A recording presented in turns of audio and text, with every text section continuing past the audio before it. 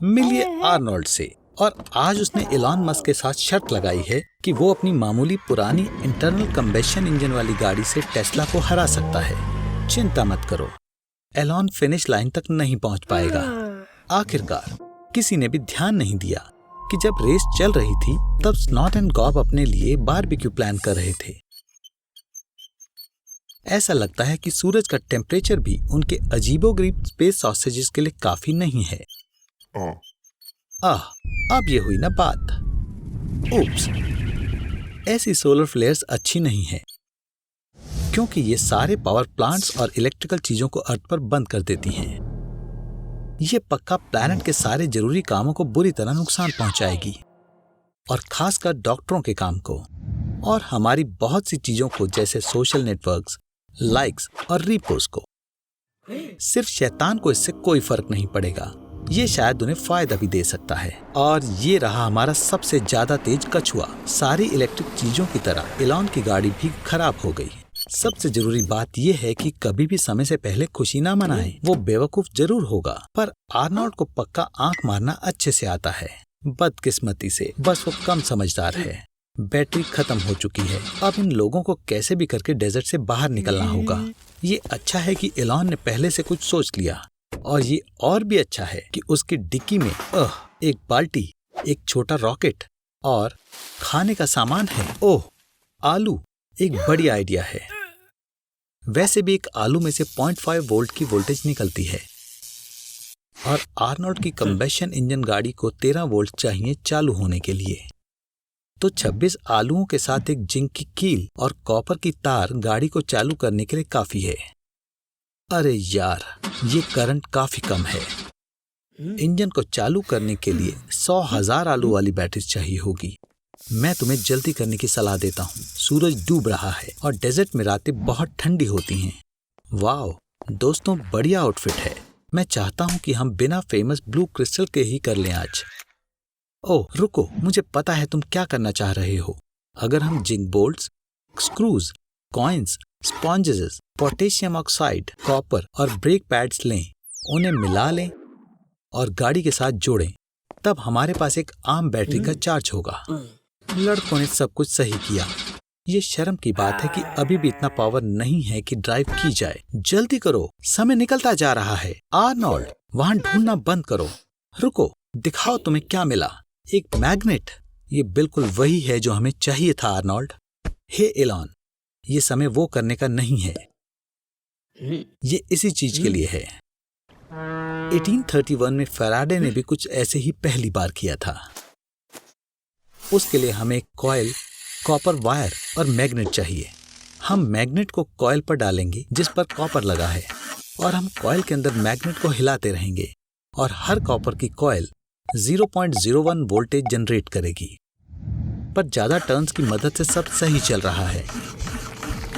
देखते हैं इन लड़कों के लिए कैसे काम करता है। बस अपनी उंगलियों के साथ सावधान रहना। और हम बच तो गए। वैसे उंगली दोबारा आ जाएंगी। आर्नोल्ड, टेस्ला को यहीं छोड़ दो और अब पार्टी को जारी रखते हैं। ओह, आपको अगले एपिसोड में मिलते हैं।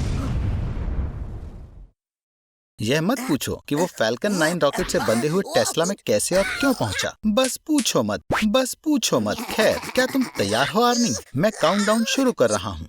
याद रखना, पृथ्वी को छोड़ने के लिए रॉकेट को 25,000 माइल प्रति घंटा या 1 सेकंड में 11.2 किलोमीटर की एस्केप वेलोसिटी स्पीड रखनी चाहिए। तुम्हारा शरीर बहुत भारी होने लग गया है। यह आपके दिमाग की खून की नलियों में खून के प्रवाह को बढ़ा देगा। तब आपका विजन धुंधला हो जाएगा और शायद पूरी तरह से खो जाए। वहीं रहो आर्नोल्ड। अगर आप अपने होश खो देते हो तो आप अपना स्पेस सूट नहीं डाल पाएंगे, और स्पेस सूट के बिना 19 किलोमीटर की ऊंचाई पर तुम्हारे कमजोर शरीर में सूजन आ जाएगी। सभी लिक्विड जैसी चीजें जैसे स्नॉट और आंसू उबलने लगेंगे। अगर मैं तुम्हारी जगह होता, मैं जल्दी करता। ओह हाँ, मैं तुम्हें चेतावनी देना भूल गया कि स्पेस वॉक के लिए स्पेस सूट का भार लगभग 130 किलोग्राम है। अर्थ की ग्रेविटी जैसी स्थितियों में यह तुम्हारी कमजोर छोटी चिकन बॉडी को आसानी से कुचल देगा। तो जब भी तुम ऑर्बिट में हो, तुम्हें इसे पहनने की जरूरत है। आराम से करो आर्नी। अगर तुम बहुत तेजी से आगे बढ़ते हो तो हो सकता है कि तुम अंदर से जल जाओ।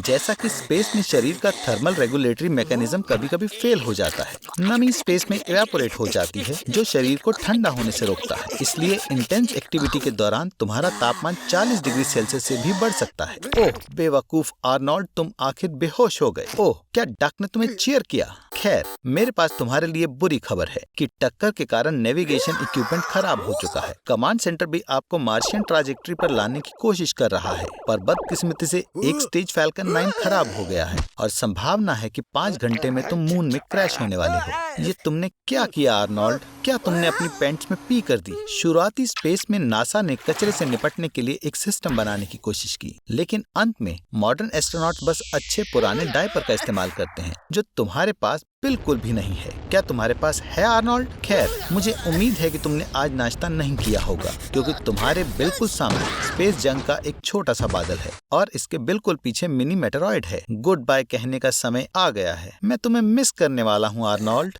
मिलिए गर्ट्रूड और आर्नोल्ड से। ये छोटा सा पिगी आर्नोल्ड से थोड़ा ज्यादा समझदार है, और नहीं इसलिए नहीं कि उसके दिमाग में एक न्यूरालिंक चिप है, पर इसलिए क्योंकि वो यहाँ बस से आई है और हमारे रेड हेड बेवकूफ की तरह नहीं जिसने 1 घंटा गाड़ी खड़ी करने के लिए माफिया को $50 दिए हैं। इस कॉन्फ्रेंस में एलॉन मस्क बताएंगे कि एडवांस माइक्रोचिप को इन प्यारे से बंदरों के दिमाग में कैसे इंस्टॉल करना है और आने वाले समय में इंसान के दिमाग में।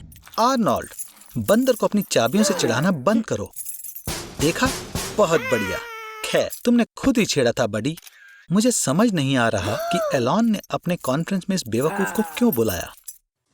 साइंटिफिक नजरिए से न्यूरालिंक एक बहुत ही सिंपल सा डिवाइस है। ये इलेक्ट्रोड्स का एक सेट है जो दिमाग से इलेक्ट्रिकल इम्पल्सेस कंप्यूटर को भेजता है। पर तकनीकी नजरिए से देखें तो ये बहुत मुश्किल डिवाइस है। सोचो कि दिमाग एक उलझी हुई तारों की बड़ी सी बॉल है और आपको इसे ध्यान से बिना किसी चीज को खराब किए जोड़ना है। आर्नोल्ड, भागो! ये समय कार की पार्किंग के पैसे देने का है, नहीं तो टो ट्रक तुम्हारी गाड़ी ले जाएगा। हमें चिंपैंजी से जल्द चाबियां लेनी होंगी। ऐसे पार्किंग प्राइस के साथ तो आपको डॉलर स्टोर के रामेन से महीने के आखिरी तक काम चलाना होगा। मंकी सूट पहनो, इस तरह तुम ज्यादा लकी रहोगे। मेरे पर विश्वास करो। मुझे पता है इसमें से बदबू आ रही है, पर यह सिर्फ 5 मिनट के लिए ही है। एक और बार, तुम कर सकते हो। हे डूड्स, तुम आर्नोल्ड को कहाँ लेकर जा रहे हो? सिर्फ मैं ही उस पर एक्सपेरिमेंट कर सकता हूँ। एलॉन, प्लीज आर्नोल्ड के साथ प्यार से पेश आना। पर सच में मैं बात किससे कर रहा हूँ? मैं तो सिर्फ इस पागल के अंदर की आवाज हूँ। आर्नोल्ड के दिमाग का साइज भी प्राइमेट जितना ही है और इस वर्जन की चिप इस पर बहुत अच्छे से सूट करेगी। न्यूरालिंक और वाईफाई का शुक्रिया। आर्नोल्ड अब इस डिवाइस के दूसरे ऑनर से भी बात कर सकता है, अपने दिमाग के ख्यालों से। उसकी इंटरेक्शन करने की स्पीड भी बहुत तेज हो गई है। आर्नोल्ड, चलो भी, ध्यान लगाओ, तुम कर सकते हो। इंटरनेट से मंकी की साइन लैंग्वेज को डाउनलोड करो। मुझे यकीन था कि तुम सफल रहोगे आर्नोल्ड, पर मुझे नहीं पता था तुम पूरा दिन ले लोगे। मुझे लगा था तुम इतने बेवकूफ हो कि न्यूरालिंक चिप भी तुम्हारी मदद नहीं कर पाएगी, पर तुम उसे ऑन करना ही भूल गए बेवकूफ। तैयार हो जाओ, हम वापस जाने के लिए गर्ट्रूड के साथ बस ले रहे हैं। तुम्हारी कार पार्किंग की फीस भरने के लिए बेच दी, उन्हें इसमें $600 मिले।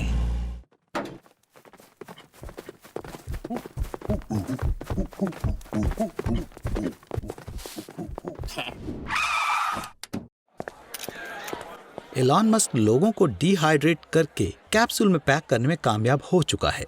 देखो, ये इंस्टेंट नूडल की तरह काम करता है, बस पानी में डालो।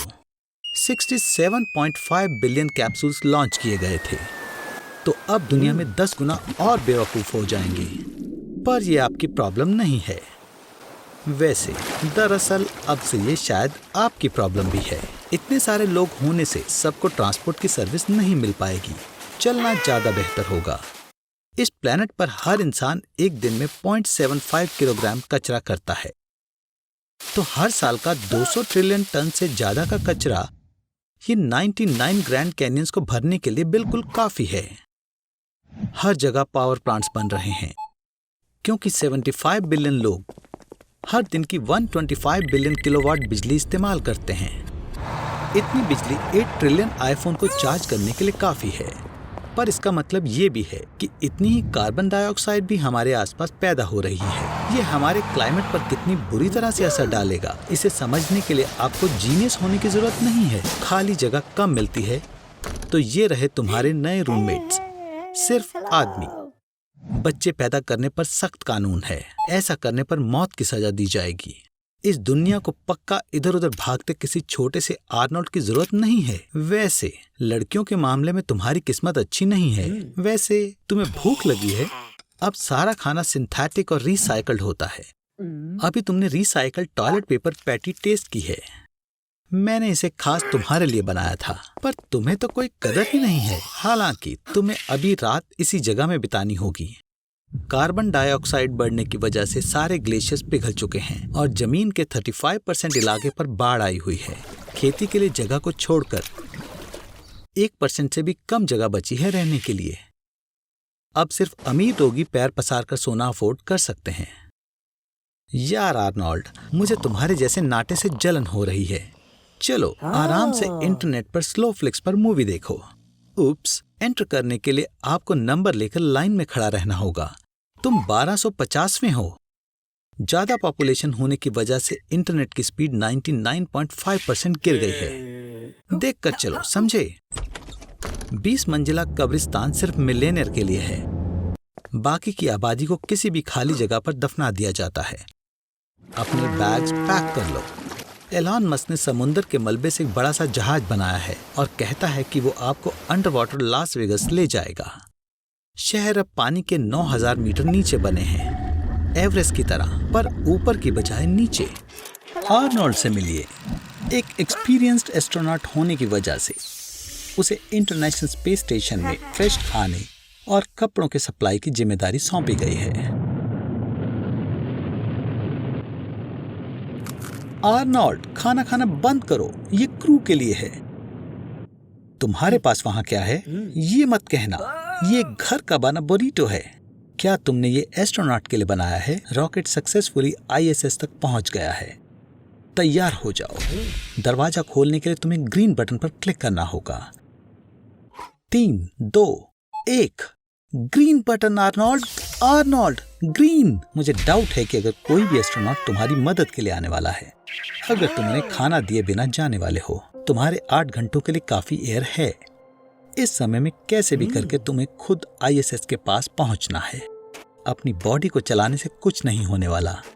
अगर तुम सोनिक की तरह भागो भी तो भी तुम्हारी बॉडी उसी जगह ही रहने वाली है। तो ये है कुछ असली ऑप्शंस स्पेसेस में मूव करने के। पहला ऑप्शन है अपने ऑक्सीजन टैंक से हवा इस्तेमाल करना। हवा अपनी ट्यूब से 50 मीटर पर सेकंड की स्पीड से मूव करती है। इस तरह की एनर्जी बस 60 सेकंड्स में आपको 3 किलोमीटर जितना दूर ले जा सकती है, पर यह आपकी एयर सप्लाई को बहुत कम कर देगा। तो चलो सेकंड ऑप्शन की तरफ चलते हैं, बरीटो। तुमने इसे फॉयल में रैप किया था और फॉयल एक बढ़िया रिफ्लेक्टर होता है। अगर आप फॉयल सेल बनाते हैं तो इसके लाइट रिफ्लेक्टिंग के पार्टिकल इसके मोमेंटम को फॉयल की तरफ ट्रांसमिट करेंगे और आपको स्पेस में एक्सेलरेट करेंगे। क्या तुमने कुछ भी नहीं सुना? मैंने एक सेल के बारे में क्या कहा? एक शमक के बेटे। ओह, हम वो भी इस्तेमाल कर सकते हैं। इंसान के शरीर से गैसेस 3 मीटर पर सेकंड की स्पीड से निकलती हैं और वो एक दिन में एक पूरा बैलून भर सकते हैं। बस आपको उसे निकालने के तरीके ढूंढने चाहिए। आर्नोल्ड, तुम क्या करने वाले हो? तुमने कितने बरीटोस खाए थे? बस थोड़ा रह गया, खींचो। एंड वो शो याद है, लव, डेथ और रोबोट्स? तुम्हें बस अपने हाथ से सूट को फाड़ना होगा, ठीक है? या बस उंगलियों से। तुम बस 3 मीटर दूर हो। सूट के पार्ट अलग करो और इसे दूसरी दिशा में फेंको। ये तुम्हें आगे की तरफ पुश करेगा। ओह, जल्दी एक विश मांगो। लेडीज और जेंटलमैन, ध्यान दीजिए। चांद की फ्री ट्रिप जीतने वाला पहला लकी टूरिस्ट, जिसका टिकट नंबर 2871 है।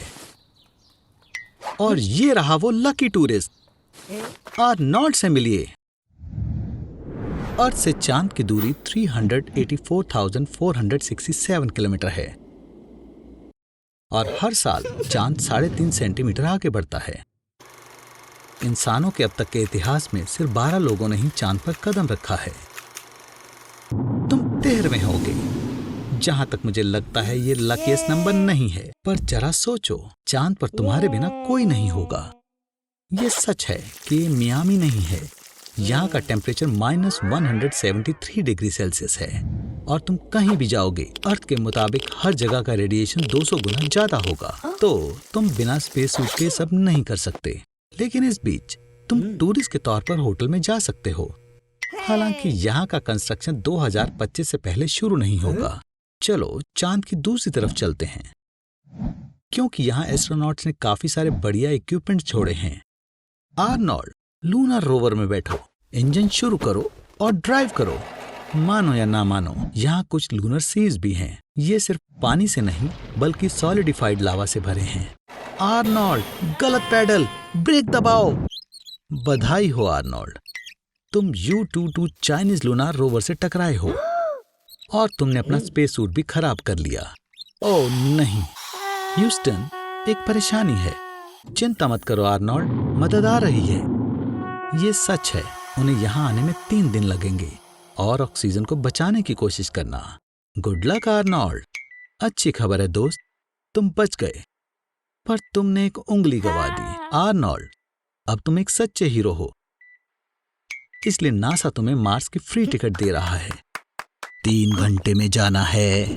अपने नए $multi-million सुपर टफ सूट पहनकर ट्राई कर रहा है। हे बेवकूफ, अपनी अंडरपैंट्स वापस पहनो। आज तुम सोलर सिस्टम के सबसे छोटे और सबसे बड़े प्लेनेट की सैर करने जाने वाले हो। क्या तुमने मेरी बात सुनी? तुम 1 मिनट में निकल रहे हो। जोर से खींचो। चलो वुप्स, हम बहुत दूर उड़कर आ गए। ठीक से कहें तो सूरज ने हमें अंदर खींच लिया। अब इसके ग्रेविटेशनल पुल को दूर करने के लिए और मरकरी तक पहुँचने के लिए हमें ज्यादा फ्यूल की जरूरत होगी। तब हम सोलर सिस्टम छोड़ देंगे। ये कैसे न कैसे काम कर गया। ये लेफ्ट साइड से बहुत गर्म है और राइट साइड से बहुत ज्यादा ठंडा है। मैं तुम्हें जंक्शन पॉइंट पर ड्रॉप कर दूंगा। वहाँ का टेम्परेचर -100 डिग्री है। बढ़िया प्लान। या ऐसा हो सकता था अगर हम अर्थ पर होते। तुम यहाँ पैराशूट से धीरे नहीं हो सकते। लगभग सभी मरकरी की गैसें अपने कमजोर मैग्नेटिक फील्ड और ग्रेविटी के कारण स्पेस में बिखर गई हैं। कितनी खूबसूरत जगह है। मरकरी सूरज से 3 गुना करीब है, इसलिए सूरज यहाँ काफी बड़ा लगता है। तुम बेवकूफ हो, मरकरी भी घूमता है, पर यहाँ का एक दिन पृथ्वी के 88 डेज के बराबर होता है। अपनी बट उठाओ और दौड़ो। पृथ्वी के मुकाबले ग्रेविटी 62% कमजोर है, तो तुम्हारा पहले से ही नन्हा 40 किलो यहाँ सिर्फ 15 का है। हा, अब तुम्हारा वजन मेरी बिल्ली के जितना है। हिलना मत। हाँ, मॉइस्चर शरीर से बाहर निकलता है। पेट की गैसेस निकल चुकी हैं। मैंने तुम्हें बोला था कि हमारे जाने से पहले कोक मत पियो। तुम्हारे सॉफ्ट टिश्यूज का फ्लूइड गैस में बदल जाता है। ये ब्लोटिंग को एक्सप्लेन करता है। एंड रुको 10 सेकंड। बहुत बढ़िया, तुम्हारा दिमाग और दिल अभी भी काम कर रहा है और मौत 80 सेकंड्स में आएगी। हमारा अगला स्टॉप जुपिटर है। शांत हो जाओ, गहरी सांसें लो। सांस अंदर लो, सांस बाहर छोड़ो। सांस लो, डाई। अपनी शक्तिशाली ग्रेविटी के साथ जुपिटर का खिंचाव पृथ्वी की तुलना में 2.5 गुना ज्यादा मजबूत है। तुम्हारी स्पीड बुगैटी स्पोर्ट्स कार की है, 430 किलोमीटर/आवर। अब यहाँ से निकलो बेवकूफ। तुम सोच भी नहीं सकते कि ये क्या है। 3 शब्द, ग्रेट रेड स्पॉट। ये हमारे सोलर सिस्टम का सबसे खतरनाक हरिकेन है। इसकी हवाएं प्रति घंटे में 600 किलोमीटर तक पहुंच जाती हैं। हमारी पूरी प्यारी प्लेनेट अर्थ को पलक झपकते ही इस भंवर में निगल लिया जा सकता है। तुम 156 किलोमीटर तक उतर चुके हो। ये ह्यूमन एक्सप्लोरेशन की लिमिट है। घने वातावरण में रेडियो सिग्नल्स या रोशनी नहीं आ पाती। यह हाई इलेक्ट्रिकल एक्टिविटी वाला जोन है, तो 1000 किलोमीटर लंबी बिजली की तरंगें आम बात हैं। एटमॉस्फेयर की ऊपरी परतों के दबाव के कारण 20,000 किलोमीटर गहराई में प्रेशर अर्थ से 3 मिलियन टाइम्स ज्यादा है और टेम्परेचर 10,000 डिग्री सेल्सियस पहुंच जाता है। और तुम अभी भी जिंदा हो। हमने कितना बढ़िया सूट बनाया है। और अगर हम ये करें तो वाओ, ये तेज था। जल्दी इसका सूट उतारो। हम इसके ऊपर खून नहीं लगाना चाहते। सारे काम के लिए तुम्हारा शुक्रिया। कल फिर मिलेंगे। हे, ये आर्नोल्ड है। तुम पिछले एपिसोड से अपने होम प्लेनेट पर रहकर थक गए होगे। चलो वापस स्पेस में चलें ताकि तुम ज्यादा अकेले ना हो। ब्लैक होल से मिलो। नहीं, हमारा मतलब तुम्हारी एक्स से नहीं। ब्लैक होल्स तब होते हैं जब एक तारा अपने ही वजन से टूट जाता है। ग्रेविटी बहुत मजबूत हो जाती है कि लाइट तक भी इससे बाहर नहीं निकल पाती। हम यहाँ रहेंगे, लेकिन माफ करना आर्नोल्ड, तुम्हें जाना होगा। ब्लैक होल की बाउंड्री को इवेंट होराइजन कहते हैं और तुम जितना उसके पास जाओगे उतना ज्यादा स्पेगेटी की तरह खींचे जाओगे। वैसे भी इवेंट होराइजन हॉकिंग रेडिएशन से प्रभावित होता है और तुम अल डेंटे से राख में बदल जाओगे। लेकिन ये सिर्फ हमारे नजरिए से है। अपने नजरिए से आप साधारण तरीके से जा सकते हैं, यहाँ तक कि इवेंट होराइजन पर पहुँचने के बाद भी। यह अजीब है कि नहीं? तुम सिर्फ 2 हिस्सों में डिवाइड हो जाओगे, पर ये क्वांटम फिजिक्स के हिसाब से हो नहीं सकता। इसलिए हमें अपने एक आर्नोल्ड का त्याग करना पड़ा। अब यहाँ तुम्हारा क्या होगा, इसे सच में कोई नहीं जानता। ब्लैक होल में टाइम और स्पेस का प्लेस बदल जाता है। अब तुम स्पेस में से उड़ सकते हो और भी कि तुम टाइम ट्रेवल कर सकते हो, पर तुम कभी बाहर नहीं निकल सकते क्योंकि कोई भी पास में वापस नहीं जा सकता। आर्नोल्ड, तुम जल्द ही डिहाइड्रेशन से मर जाओगे या इस बात से कि तुम्हारी ऑक्सीजन खत्म हो गई है। आर्नोल्ड, तुम इस तथ्य से बहुत परेशान हो चुके होगे कि तुम्हारे आसपास बहुत दुखद घट रहा है। हमारे पास एक सरप्राइज है। आज कुछ भी तुम्हारे आसपास नहीं होगा, यहाँ तक कि हवा भी। फ्री स्पेस में तुम्हारा स्वागत है। क्या तुमने स्पेस सूट पकड़ लिया? यह व्यर्थ था। दर्शकों की निराशा के लिए तुम दबाव के अंतर की वजह से फटोगे नहीं। त्वचा इंटरनल ऑर्गन्स को बचाए रख सकती है और खून को उबलने से बचा सकती है। क्या तुम हैरान हो कि तुम बर्फ की परत में नहीं ढके हो? फैक्ट यह है कि अंतरिक्ष के वैक्यूम में कोई थर्मल कंडक्टिविटी और कन्वेक्शन नहीं है, इसलिए बिल्कुल जीरो पर पहुंचने में बहुत लंबा समय लगेगा। यहाँ कोई ऑक्सीजन नहीं है, इसलिए कुछ भी तुम्हें अल्ट्रावायलेट किरणों और रेडिएशन से नहीं बचाएगा। जल्द ही असुरक्षित त्वचा वाली जगह पर जलन दिखाई देगी, लेकिन यह खराब चीज नहीं है। तुम्हारा मुख्य दुश्मन ऑक्सीजन की कमी है। 10-15 सेकंड्स के बाद दिमाग बंद हो जाएगा। आर्नोल्ड, शायद पहले ही हो गया। तुम बेहोश हो गए। तुम्हारे पास लगभग 40 सेकंड से 2 मिनट तक का समय है। अगर इस समय के दौरान बॉडी में फिर से ऑक्सीजन दी जाती है और प्रेशर को रिस्टोर किया जाता है तो तुम बाकी जिंदगी को पूरी तरह से जी सकते हो। हालांकि तुम्हारे पूरे जीवन को अनुभव करने की संभावना नहीं है। यह इसलिए क्योंकि तुमने अपनी सांस रोक कर रखने के बारे में नहीं सोचा है। इस मामले में फेफड़ों में हवा टूट जाएगी। आहा, यह वो आवाज थी। आज वो ऐसी जगह पर जाएगा जहाँ पहले कोई इंसान नहीं गया। ये है पृथ्वी का सेंटर। पृथ्वी के बीच का हिस्सा सतह से 7,891 माइल्स है। अगर आर्नोल्ड वहाँ जाएगा तो उसे 100 बार डार्विन अवार्ड मिलेगा। चलो उसकी मदद करें। हे आर्नोल्ड, पकड़ो। बदकिस्मती से हमें ज्यादा खुशी वाली आवाज नहीं सुनाई देगी जब तुम पृथ्वी के बाहर वाले कोर के लिक्विड में गिरोगे, क्योंकि पहले तुम जल जाओगे। क्योंकि तापमान पहले से ही 2552 डिग्री फ़ारेनहाइट है, सिर्फ 24.8 माइल्स की दूरी पर, और बल्कि मुट्ठी भर राख भी कोर तक नहीं पहुंच सकती क्योंकि तापमान सूरज की सतह जैसा है और तुम 300 गीगापिक्सल के प्रेशर से सिकुड़ जाओगे। लेकिन हमने तुम्हारे लिए कुछ खास किया था आर्नोल्ड। हमने सिर्फ तुम्हारे लिए पूरी पृथ्वी से गुजरता हुआ एक टनल खोदा। तुम्हें अंदर के टेम्परेचर और प्रेशर से डरने की जरूरत नहीं। ऐसा मानते हुए कि हमारे टनल में एयर रेजिस्टेंस नहीं है तो तुम 18,020 माइल्स प्रति घंटा की गति पर पहुंच जाओगे। ये पृथ्वी की ग्रेविटी को छोड़ने के लिए और स्पेस में उड़ने के लिए काफी तेज है। अगर तुम ऊपर उड़ रहे हो तुम खुद को पृथ्वी के सेंटर पर भारहीनता की स्थिति में पाओगे, लेकिन तुम आगे चलकर इनर्शिया से गिर जाओगे और लगातार धीरे होते होते तुम आखिरकार फ्लाइट के शुरू होने के 38 मिनट बाद पृथ्वी के दूसरे किनारे पर पहुंच जाओगे और तुम्हारी गति 0 हो जाएगी। और अगर कोई तुम्हें नहीं पकड़ेगा तो तुम दोबारा गिर जाओगे। लगातार यही करोगे, आना और जाना टनल के अंदर। और मजाकिया क्या हो सकता है आर्नोल्ड? पृथ्वी घूम रही है और तुम अपने टनल की दीवारों से 1491 माइल ज्यादा तेजी से चल रहे हो। तुमने हमारे साइंस शो के दौरान बहुत टेलीपोर्ट किया है, पर क्या तुमने कभी ऐसा सोचा कि टेलीपोर्ट कैसे काम करता है? समय के जरिए ट्रेवल करने के बहुत सारे तरीके हैं। चलो वार्म होल के साथ शुरू करते हैं। तुम कहाँ जाने के सपने देख रहे थे? ऑस्ट्रेलिया में? कोई बात नहीं, अंदर आओ। एक wormhole space time continuum वाली एक टनल है जो थियोरेटिकली आपको कुछ ही सेकंड में दुनिया के किसी भी पॉइंट पर भेज देगा, पर समय रिलेटिव है। आर्नी, और तुम्हें इसमें शायद कुछ ही सेकंड लगेंगे, पर पृथ्वी पर दशक बीत सकते हैं। बधाई हो आर्नी, तुम ईयर 2050 में ऑस्ट्रेलिया में हो। यह थोड़ा अनकंफर्टेबल है। हाँ, और अगर तुम्हें एक ही समय पर घूमने की जरूरत है तो क्या होगा? क्वांटम टेलीपोर्टेशन इस मामले में मदद कर सकता है। आपके शरीर में 100 ट्रिलियन सेल्स होते हैं, जिनमें हर एक में 100 ट्रिलियन एटम होते हैं, और हर एटम में छोटे पिन पॉइंट पार्टिकल्स होते हैं, क्वांटा, जो तुम्हें बड़े डिस्टेंस को टेलीपोर्ट करने में मदद कर सकता है। किसी ऐसे इंसान को ढूंढना बहुत अच्छा होता है जो आपको क्वांटम टेलीपोर्टर बनाने में मदद कर सके। खैर, देखो यहाँ कौन है, रिक और मॉर्टी। आर्मी उनकी ड्राइंग लेता है। उनकी मदद से तुम यूनिवर्स में कहीं भी बहुत तेज मूवमेंट के लिए डिवाइस बना सकते हो, और यहाँ तक कि कई दूसरी यूनिवर्स में भी। अब जब टेलीपोर्टर तैयार है, बॉक्स में आ जाओ और ध्यान रखना कि अंदर कोई ना हो। खैर, इतनी देर आर्नोल्ड, क्वांटम टेलीपोर्टेशन में ओरिजिनल बॉडी मर जाती है और डेस्टिनेशन पॉइंट पर एक डुप्लीकेट बनाई जाती है। तुम्हारे मामले में कोई बड़ा नुकसान नहीं हुआ। वाओ, मैंने तुम्हें कहा था, टेलीपोर्ट के दौरान तुम्हें बूथ के अंदर अकेले रहने की जरूरत है। लेबोरेटरी में कुछ छूना मत। तुमने क्या किया? तुम्हारा डीएनए, जो एक बिच्छू के साथ हाइब्रिडाइज था, जो सैटेलाइट सिस्टम के जरिए ट्रांसमिटेड था, और प्लेनेट के सभी निवासियों को ह्यूमन स्कॉर्पियन हाइब्रिड्स में बदल दिया। तुमने डायमेंशन C-137 को डिस्ट्रॉय कर दिया है। You stupid idiot. आर्नी, रिक और मॉर्टी असली यूनिवर्स में वापस आ गए होते, जहाँ म्यूटेंट्स मौजूद नहीं होते, पर तुम ऐसा कई बार कर सकते थे। मुझे नहीं लगता कि हम देखना चाहते हैं कि इस यूनिवर्स में आर्नी के साथ क्या होता है। बेहतर होगा कि हम ऑस्ट्रेलिया वापस जाएं। सौभाग्य से मैंने आर्नोल्ड के क्वांटम डेटा को बचा लिया, और इसलिए मेरे पास उसके बेकार शरीर को रिकवर करने की क्षमता है। आर्नी, तुम्हें 2018 में अपने घर की डायरेक्शन में वॉर्म होल के जरिए जाना चाहिए, जब तक यह बंद नहीं होता। और अपने शरीर के ब्लूप्रिंट्स मत भूलना। ऐसा लगता है कि अब हमें पता है कि मानवता 2050 में टेलीपोर्ट को कैसे बनाएगी,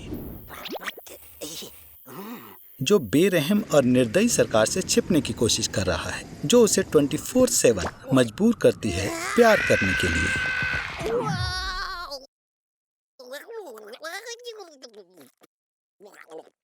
20 जुलाई को आर्नोल्ड एक अंतरिक्ष यात्रा में गया था। 27 तारीख को वापस आने के बाद उसने पाया कि धरती पर एक भी आदमी नहीं बचा। सब कुछ गलत हो गया है। टेलीफोन्स और माइक्रोवेव्स काम नहीं करते। ऊबर को साइकिल और हॉर्स ड्रान कार्ट में बदल दिया गया है। घरों में लैंप्स की बजाय फिर से मोमबत्तियां जलाई गई हैं। ऐसा इसीलिए है क्योंकि जिन जगह में ज्यादातर लड़के काम करते थे वो अब रुक गए हैं। आर्नोल्ड, तुम क्यों भाग रहे हो? हर दिन तुम्हारा शरीर 70 मिलियन स्पर्मेटोजोआ पैदा करता है। तुम हर रोज 8 औरतों को फिजिकली फर्टाइल कर सकते हो, पर जब से काफी लड़कियों ने तुम्हें छूने से मना किया है, तब से ये फैसला किया गया है कि एग सेल्स में नकली तरीके से सीड डाला जाए, और इसलिए प्रेग्नेंट वुमेन की संख्या बढ़कर 15 मिलियन हो गई है। अब तुम कार्डिशियन सिस्टर से भी ज्यादा पॉपुलर हो। अब तुम नेशनल इम्पोर्टेंस का मैटर बन गए हो। लड़कियां आपको खुश करती हैं और तुम्हारा ध्यान रखती हैं। पर इसकी एक बुरी साइड भी है। तुम एक कैदी हो और तुम्हें देश छोड़ने या अपनी जिम्मेदारी से बचने का कोई अधिकार नहीं है। तुम्हारा सीट दुनिया में किसी भी कीमती मेटल से ज्यादा कीमती है, और जल्द ही तीसरा विश्व युद्ध होगा। ये सब खत्म हो जाएगा।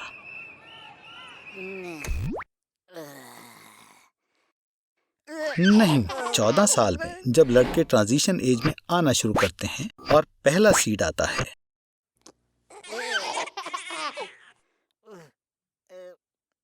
पापा, आर्नोल्ड से मिले। आर्नी, कृपया ऑडियंस का स्वागत करें। ओह हाँ, तुम मर रहे हो। हमें तुम्हें किसी तरीके से गर्म करना होगा। क्या होगा अगर हम सूरज पर जाएं? सिर्फ एक नैनो सेकेंड। हमारे सूरज का सरफेस टेम्परेचर है 5800 डिग्री केल्विन। ये खतरनाक लगता है, लेकिन वैसे इस गंदगी भरे बैग को सूरज पर एक नैनो सेकंड के लिए भी पसीना नहीं आया। दिमाग ने एहसास किया कि उसने सिर्फ 30 मिलियन नैनो सेकंड की चमकती हुई फ्लैश देखी, और अगर हम आर्नोल्ड के दिमाग की बात कर रहे हैं तो वो उसका 2 गुना ज्यादा समय लेगा। लेकिन क्या होगा अगर आप टेलीपोर्ट सेटिंग को थोड़ा बदल दें और आपको अंदर भेज दें? सूरज के अंदर का टेम्परेचर 15 मिलियन डिग्री केल्विन तक पहुँच गया।